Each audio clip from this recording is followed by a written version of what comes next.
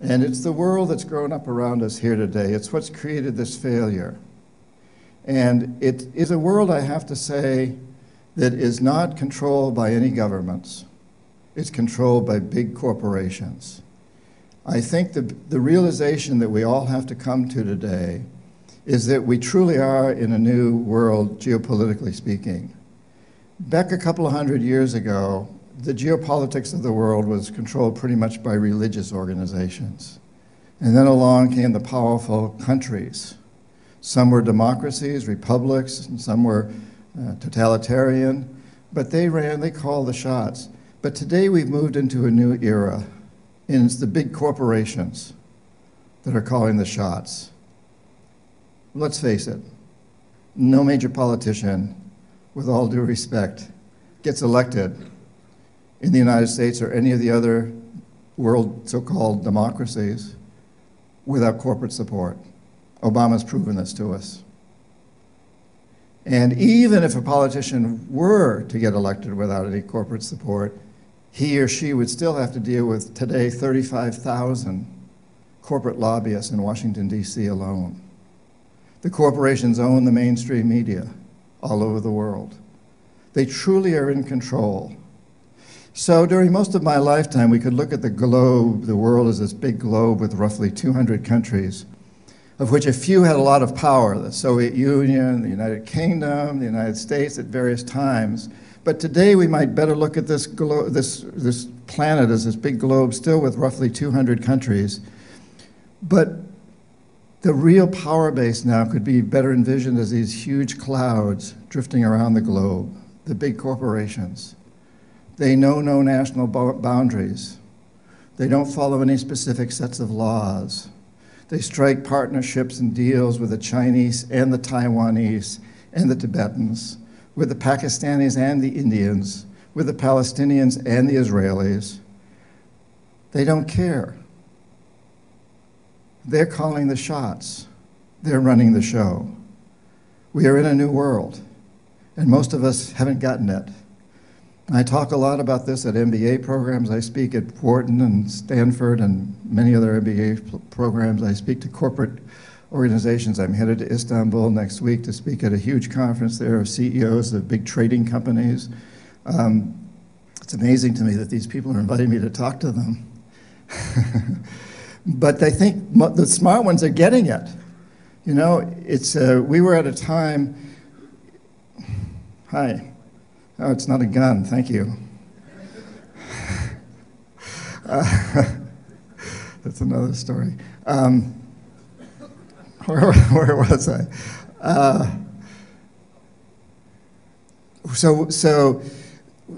So I think we're at a time that's kind of similar to when the city-states became nations. And most people didn't get it, that was happening. But a few did. The Medici, they understood that it was no longer good enough to have a bank just in Florence. You needed to have one in Venice and Rome and Geneva. And we're at a time like that now. And the smart executives are beginning to understand that we've got to be sustainable. We've got to take care of each other. Because guess what? What happens to a species that isn't sustainable? It goes extinct. We're on that path. And the corporations are leading us down that path. And I tell them this, and by God, if you're a smart CEO, you don't want your corporation to lead you down that path. You're mentoring young people coming up. You want to take care of them.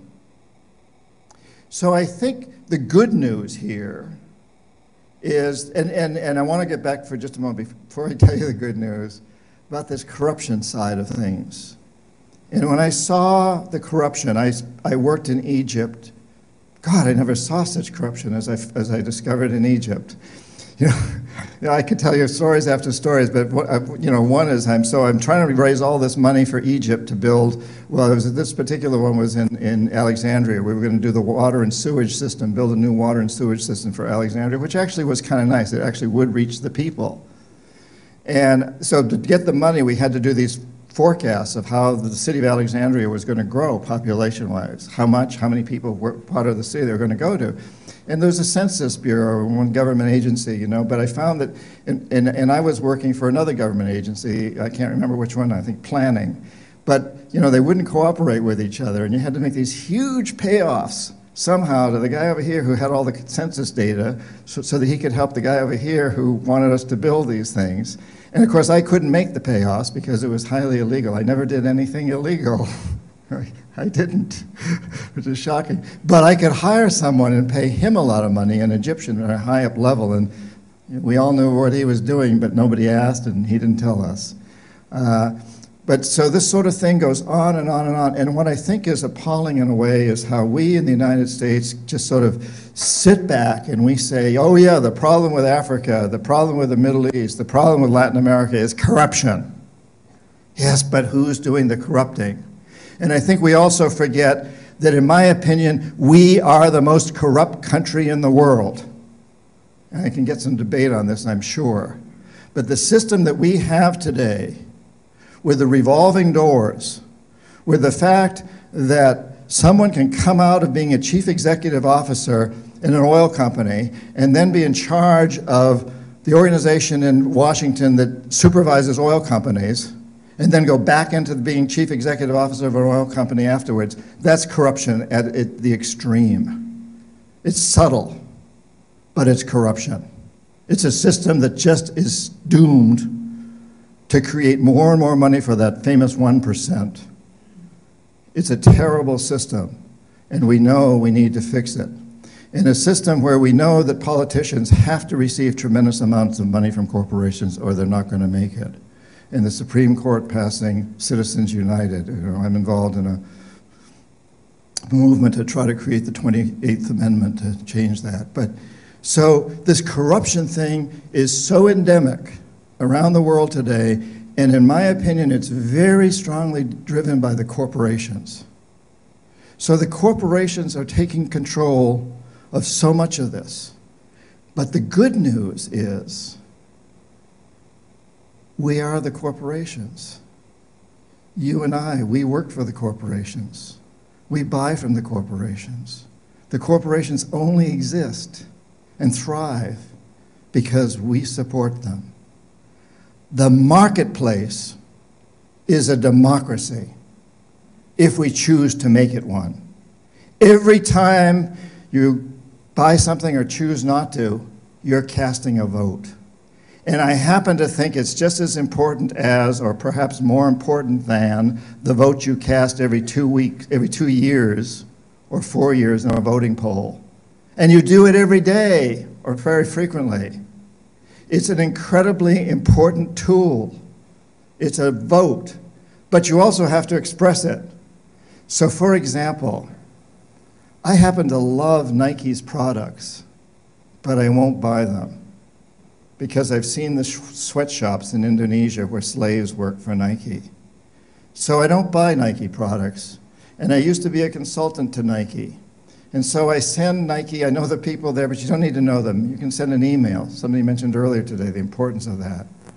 I send an email to Nike and say, I want to wear that swoosh or swish or swash or whatever it is with pride, saying that this represents a responsible firm, but I can't do that today. Pay those people in Indonesia decent salaries, give them health care and pensions for retirement, and I'll buy Nike. We must do that. And send an email to the company that I do buy from and tell them how much I appreciate what they're doing. We have tremendous power, you and I, to change these things.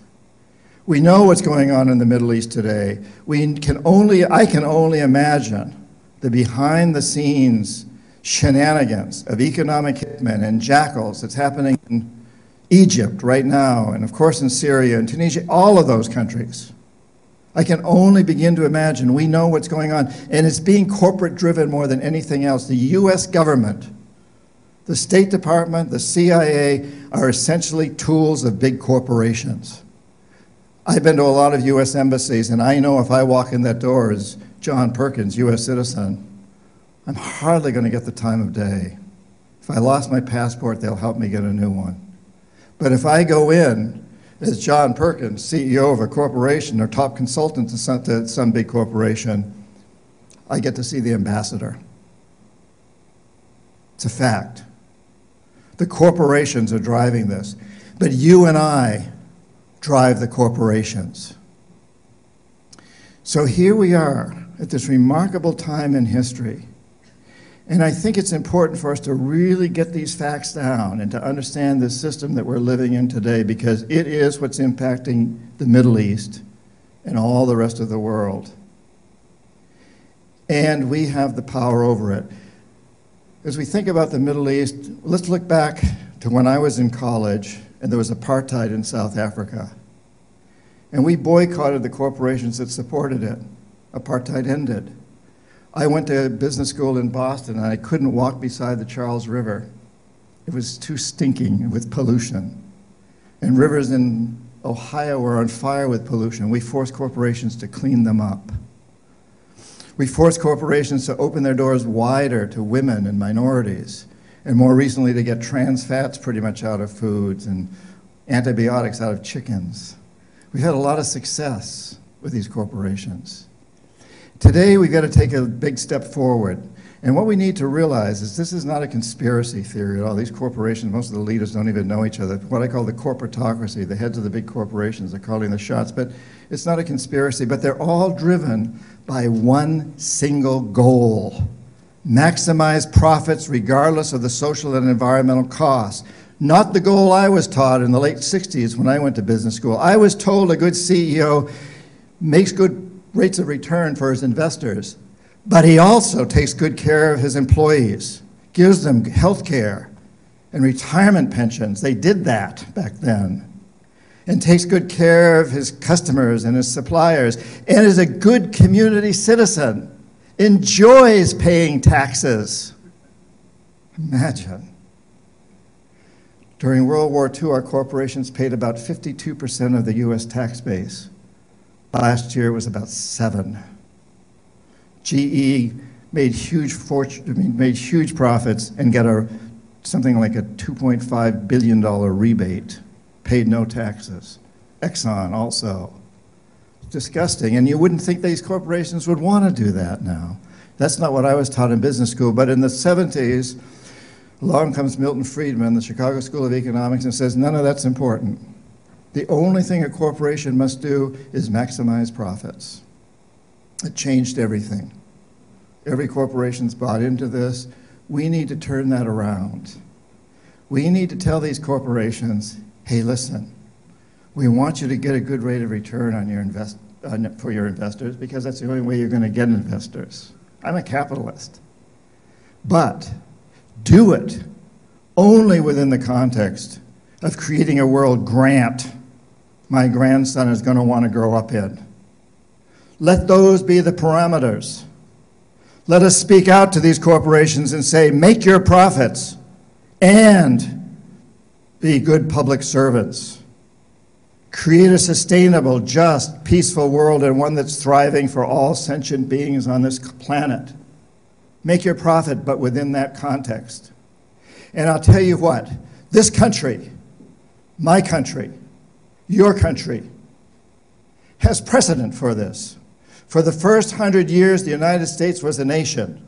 No corporation could get a charter in any state unless it demonstrated that it was going to serve a public interest. Charters lasted on average 10 years, and then the corporation had to go back and prove it had served a public interest and would continue to do so.